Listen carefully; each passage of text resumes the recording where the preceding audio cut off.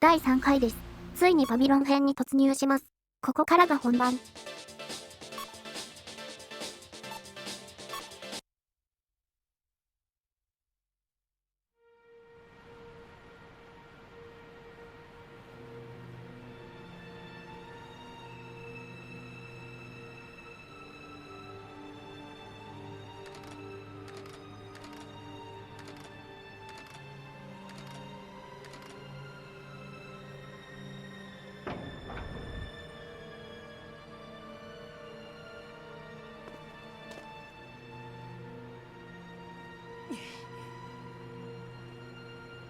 トラップは解除した。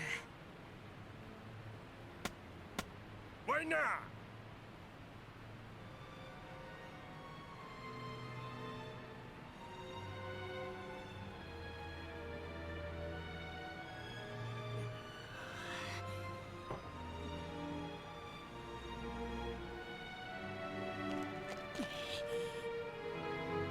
手に入れたぞ。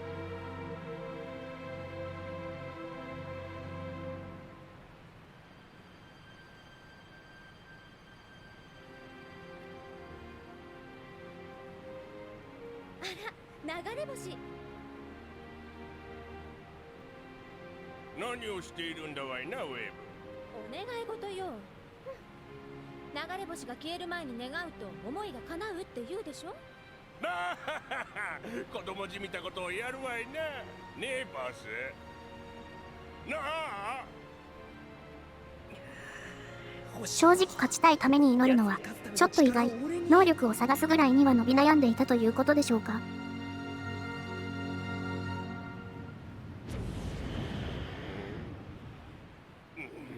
なあ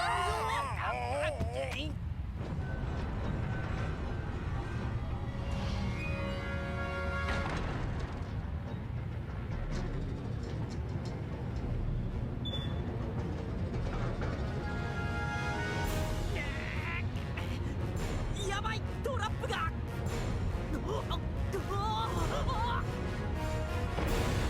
真ん中の台座も動いてから普通に触れそうだし、岩も思ったほどじゃない。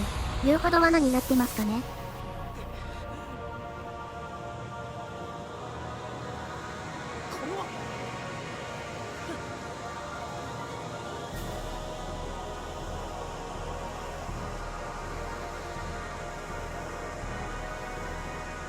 早速願い事が叶えられたようだぜ。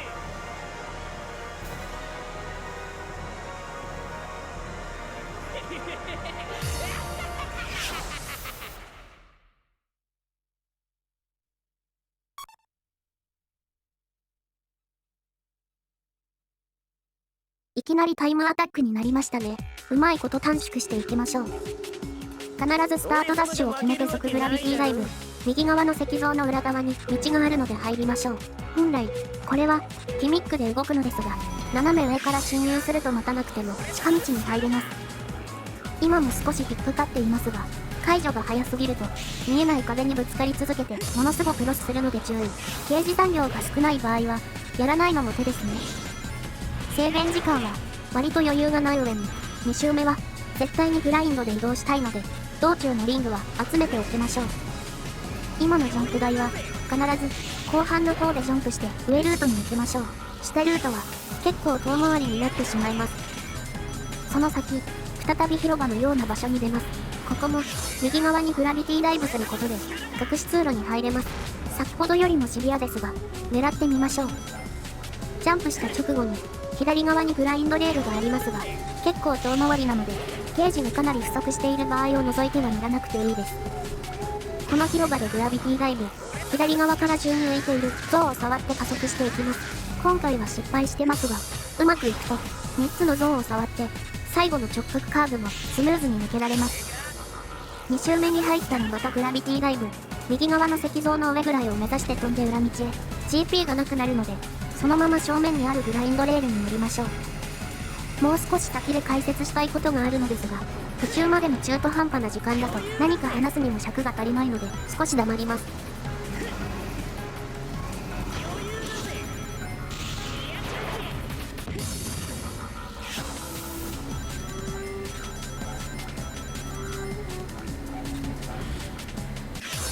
左に飛び出してしまった。こうなると石像裏は無理なので、左側の道に向かいましょう。左に行くと、ジャンプ台で飛んだ先に壁走りができるポイントがあるのですが、グラビティコントロールで方向転換するのも、時間がかかる上に、すぐに合流するので、狙わなくていいです。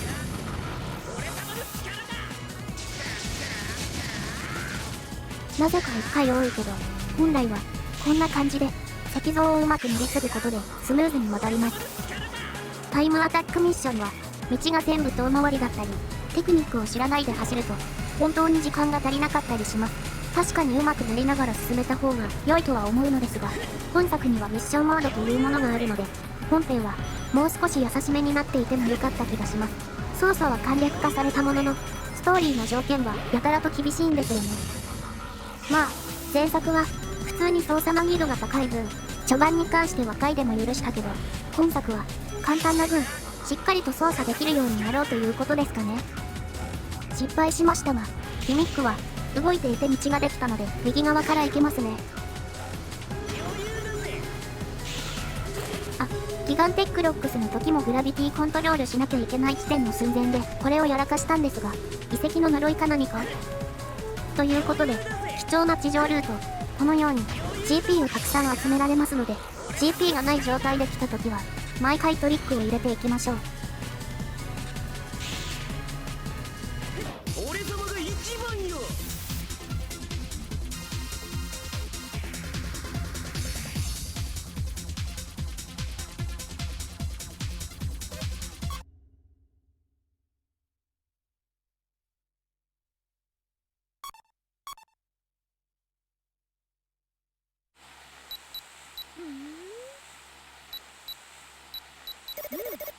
なるほど、わかりました、ジェット様。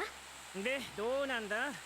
推測通り、この星の性質と呼ばれている石は我々の祖先が開発したバビロンガーデンのためのエンジンユニットです。なんだエンジンの部品か。いえ、ただの部品ではありません。詳しい構造はもう少し調べないと何とも言えませんが、この石の磁場は惑星の持つ質量エネルギーを変換させ、その際に一種の特異点を生じさせることに。面倒な話はやめろ。つまりこの石は何の役に立つ。簡単に言いますと、この石は重力を別のエネルギーに変換して、その力でバビロンガーデンのワープ走行を可能にするものです。なるほど、あの力は重力というわけか。またしても大昔になんてものを作っているんだ。恐るべしバビロン族。一つはマスターユニット、他の4個はマスターユニットに導かれ、お互いに惹かれ合うと。よく意味がわからんが、ともかく惹かれ合うんだったら探知レーダーを作れるだろう。すぐに取りかかれ。わかりました。ボスなんだ想像しい。これを見てくださいわいな。繰り返します。今朝メガロシティミュージアムの警護に当たっていたメテオテック社のセキュリティロボが展示されていた隕石を強奪。現在メガロステーションシティ付近を逃走中の模様です。これは星の性質。スターム、メガロステーションに向けて全速前進だ。へいボス。なるほど、惹かれ合うか。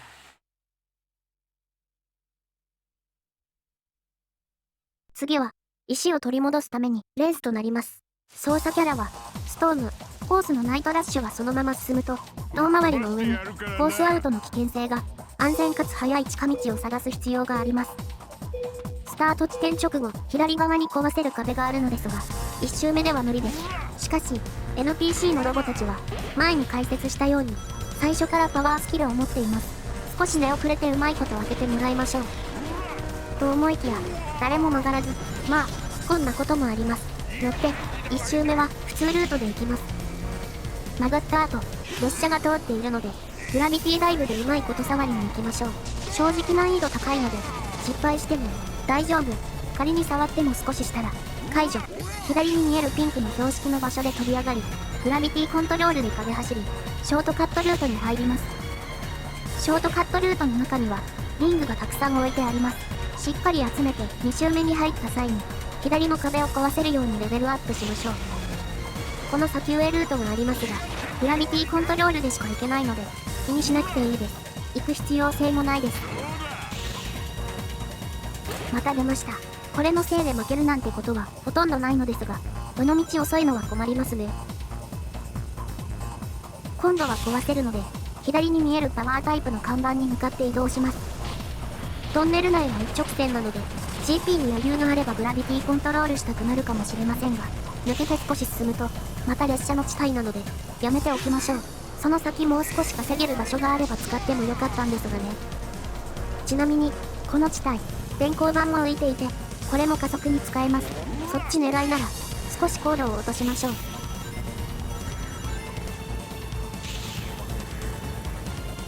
なんでこんなに出るんですかね。ちなみに、マイナスアイテムは、この作品だと、もう1個あるんですよね。そちらを引いてもギアに依存したアクションができなくなってしまいます。もはや、服装している時点でアイテムボックスに触らない方がいいかもしれません。そういえば、ステージ名のネタというか気になった話なんですが、前作がナイトチェイス、今作がナイトラッシュですね。この対の関係となる名前、ソニック好きなら何か思い出しませんか？答えは、ソニックアドベンチャー2のファイナルラッシュ、ファイナルチェイスです。違う点があるとすれば、ソニック側がラッシュ、シャドウ側がチェイスと、それぞれ同じ時間軸で、違う立場として作られた場面でしたが、ライダーズシリーズではどちらもバビロンですが、相手はライバルというわけではなく、チェイスが、警察側からの逃走劇で実はされている側で、ラッシュの方も、目的は、本来チェイスとなる追いかけることだったりします。ちょっとブレてないか？まあ一応フォローするならラッシュについては、先回りして捕まえろ、という話ではあるので、突き進むという意味では間違っていないとは思います。話している間にボックスから引いたのが、もう一つのマイナスアイテム。こちらを引くと、ギアの能力が封印されるため、特殊能力と分け切っていた場合は、最高速が下がります。こちらも厄介ですね。オラの勝ちだ。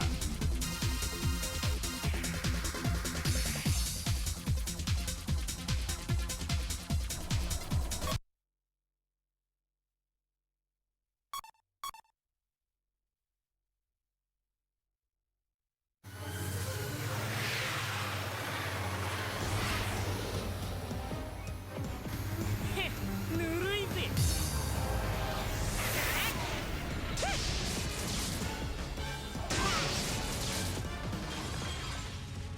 あー、しまった。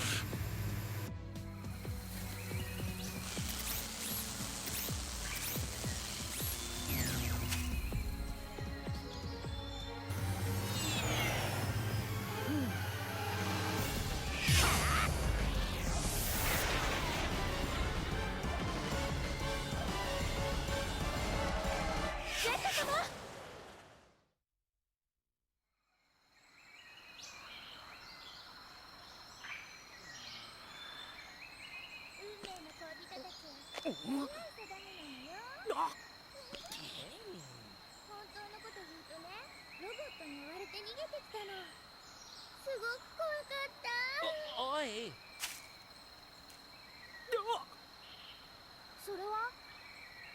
返せというのはこのことだったんですね。エミーがなぜこの辺にいたのかの説明がないので、ちょっと謎は残ったままですがね。この石だ。だとしたら決まりだな。謎を解く鍵はメテオテク社だ。お前たち。話は聞きました。奴らより先回りして情報を集めましょう。待ってろよ、ソニック・ザ・ヘッジホッグ。地上最速を語れるのも今のうちだぜ。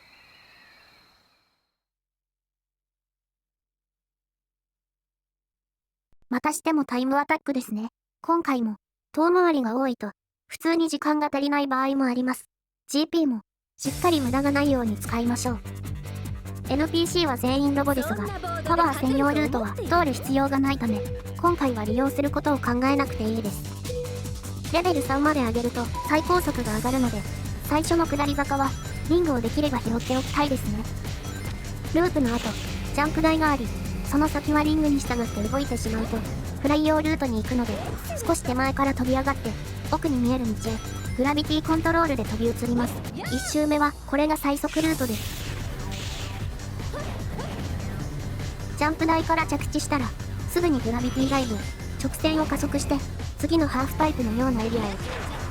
着地後、正面に見えるリングをたどってバイクから飛び上がります。後ろに道があるので、グラビティコントロールでまた壁走りをします。その先は、直線が続きます。リングを拾うように動きましょう。雪玉は障害物なので当たらないように。ちなみに、グラビティダイブすると、雪玉は気にせず動けるのですが、抜けた先が推奨ポイントなので、GP が少ない時はやめましょう。今回は、一応普通に走ります。ということで、着地後早速使いましょう。左右に、結構な量の雪玉や雪だるまが浮き上がるので、加速は簡単にできます。2周目ですが、ここでエアライドができるようになるまでレベルが上がっていれば、リングに従って動き、普通にダッシュリングから飛びましょう。エアライドすると、1周目の壁走りの道に合流します。スムーズに進めるだけじゃなく、こちらで移動すると GP が回復するので、その先や後半のストレートでグラビティダイブを使って短縮するチャンス。ちなみに、この先も一応エアライドで上の道に合流できるようにはできているのですが、非常に入りにくい位置にあるため、1周目と同じように進んだ方がいいです。あとは、1周目と同じように、残りは少し壁走りについてでも話しましょうかね。壁走りというと、ソニック本編では割と見かける光景。しかし、レース作品では、意外なことに本作でしか見ることができません。アクションレースの代表曲、マリオカートでは、重力を操る作品までは登場しなかったものの、最新作では、重力要素が消えたにもかかわらず、ソニックロストワールドのパルクールと同じような感じで、壁に飛び乗ったら、一定時間走って加速できるという形で実装されています。アクションのアドリブも増えるし、見た目も良いしで、ソニックのレースシリーズでももっと採用されてほしいんですがね。残念ながら、最新作のクロスワールドでは不採用です。ついでに言うと、マリオカートはグラインドもあるんですよね。結構面白い発想だと思うのですが、これまたソニックでは不採用。一応、ライダーズシリーズのおかげで、スピードタイプ限定とはいえ、先にやっていたのですから、こちらもあってほしかった。まあ、ライダーズシリーズだと、バイクとボードって、おかげでレールを走るのかにあってはいたのですが、車となると不格好になってしまうと考えると、採用してないのにも一応理解できますね。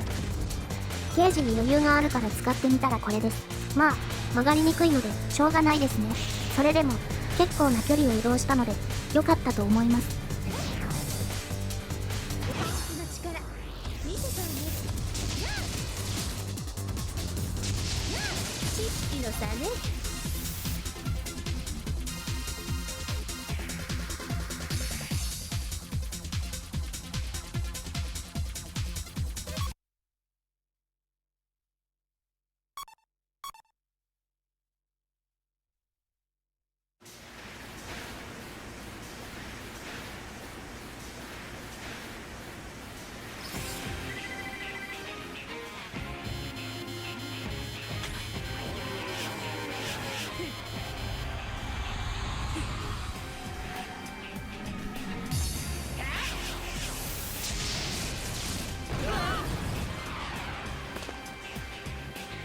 久しぶりだな、ソニック・ザ・ヘッジホッグ。ジェット、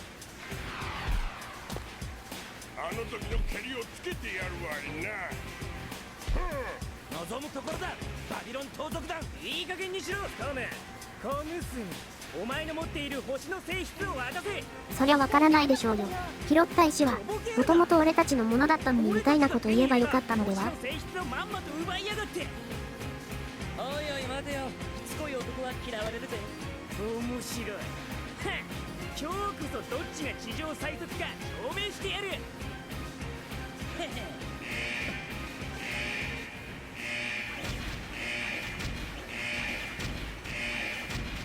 ソニック、ここにいたら危ないよ。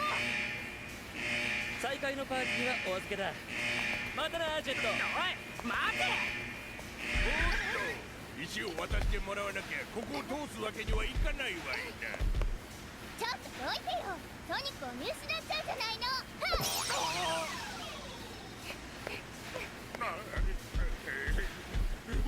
待つわいな。このエミーなら一人で大丈夫では？ということで、まさかのエミーを操作してストームから逃げることになります。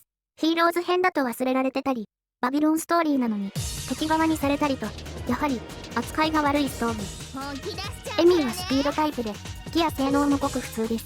ジェットやソニックを使うときと同じ感覚で使いましょう。最初のカーブが直角なので、スタートダッシュを決めて、最低でも GP がある状態で始めたいですね。一応、今回は普通に曲がりましたが、見ての通り、推奨されているグラビティコントロールで曲がることで、ちょうどリングの列の位置に行くことができます。飛んでいるロボットですが、当たり判定があるので、近づかないようにするのは、もちろん、ジャンプをしないように。ここの短いハーフパイプは、フライパイプ以外で乗るとロスとなるので、無視でいいです。この先のジャンプ台はタイミングが難しいので、アクアティックキャピタルで使ったテクニックと同じものを使います。グラビティダイブを使って、ジャンプ台をカットしつつ、上の道に行きましょう。加速と GP があるのですが、加速を取ってしまいました。カーブ前なので、曲がるタイミングがつかみにくくなるんですよね。ジャンプ台の後に、グラビティダイブ推奨ポイントです。少しオブジェクトに触れにくいのが困るものですが、できればそのまま飛行して、先のジャンプ台も無視して、上の道に行きましょう。今回は、残念ながらゲージが切れたので、普通にジャンプして上の道へ。電気をまとって着地してますが、演出なだけで、特に効果はありません。最後のジャンプ台で飛ぶと、自然とこうなります。もし、最初のカーブを向いた時に、レベルが2以上でグラインドできるようになっていたら、今度は、右に見えたレールで進みましょう。先ほどの1のアイテムボックスは、全て加速です。ストームの時は、ランダムから減速でまくりでしたね。ストーリーモードのアイテム配置なんて固定で良いのに、こっちの方がスムーズに進めますし。上ルートの右側にハーフパイプがあります。あまり使わないものの、一応先に進んだ後のグラビティダイブ推奨ポイントで、GP に余裕ができるので、いつも不足してしまう人はトリックしておくといいかもしれません。そういえば、今回ちょっとだけ投稿遅れてしまったんですが、まあ何してたかとかは話してる時間がないので、どうしても時間がかかってしまったことについて説明させてもらうと、見ての通り、前後編の時間をできる限り均等にしようとしたところ、ヒーローズ編と同じく、前編が少し長くなったためですね。このため、編集が間に合いませんでした。一応、これ以降の作品は、ストーリーの中でミッションモードも挟まってくるので、必ず参集する場所もないことも増えてきて、編集もスムーズに進むと思います。どこかで1日早めてペースを戻しますね。ついでに話すと、このゲームの動画作るにあたって困る原因が必ず参集なことなんですよね。レースゲームなんてそんなものと思いきや、初代ライダーズやオールスターシリーズでは、コースの変化が大きくあったり、分岐も豊富で2周ぐらいで解説、3周目におまけの話ぐらいで済むんですけど、今作に限っては変化が乏しく、分岐もそんなに大きなものがないので、攻略情報とおまけの話の解説をバランスよく配分するのに苦戦しました。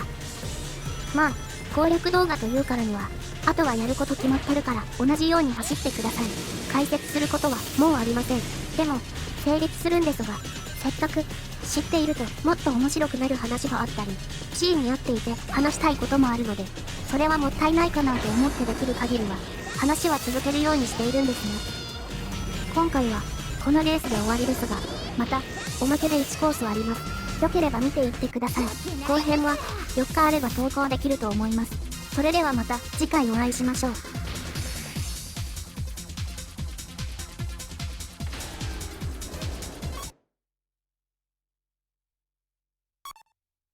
おまけです。90s ビルボードをナイツで走ります。ナイツはフライパイプですので、今作初登場となるフライパイプのもう一つのギア、ヨットを試してみましょう。もう一つのセガコース、90s ビルボードです。前回と違い、90年代にアップ。それに合わせて、登場キャラが少し変わっていますね。スマブラでも出てきたポリゴンのアキラが見れます。スタート直後はいきなり左右分岐となります。右はギアアクションで進むルートが多め。左のギアアクションなしで行けるので、大体は左に向かいます。ジャンプ台で飛んだ後に、急なカーブが来るので、グラビティコントロールで曲がります。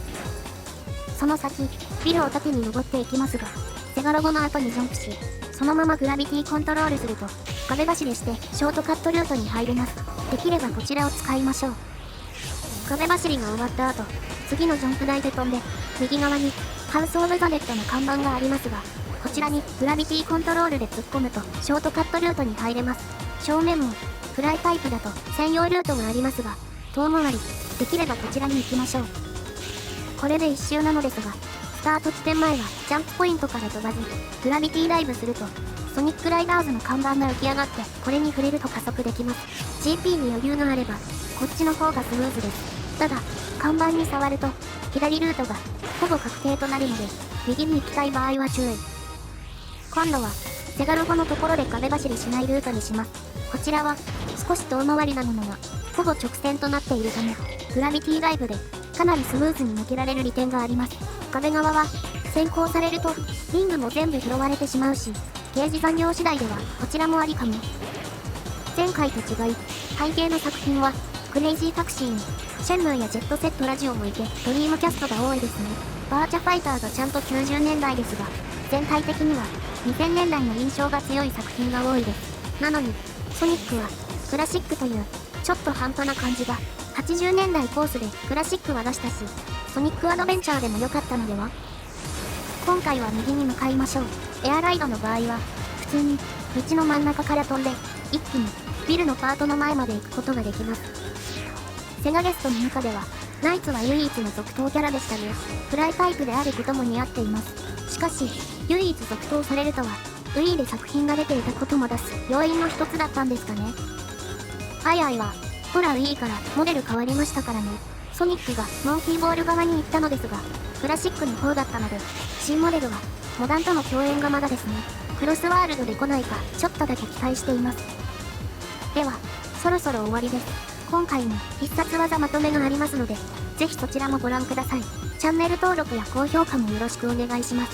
今作もあとわずかですが、他の作品やミッションモードもありますので、レースシリーズの動画はまだまだ続きます。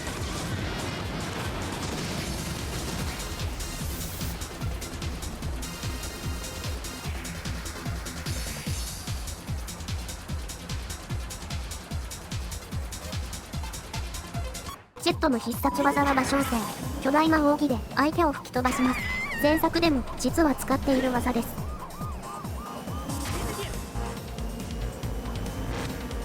ウェーブの必殺技はレンチアタック、近づくものを巨大レンチで吹き飛ばします。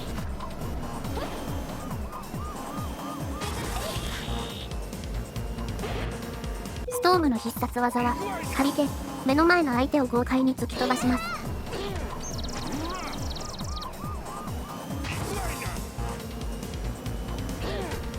シルバーの必殺技はサイキックハンド、念力を込めた腕で相手を叩いて吹き飛ばします。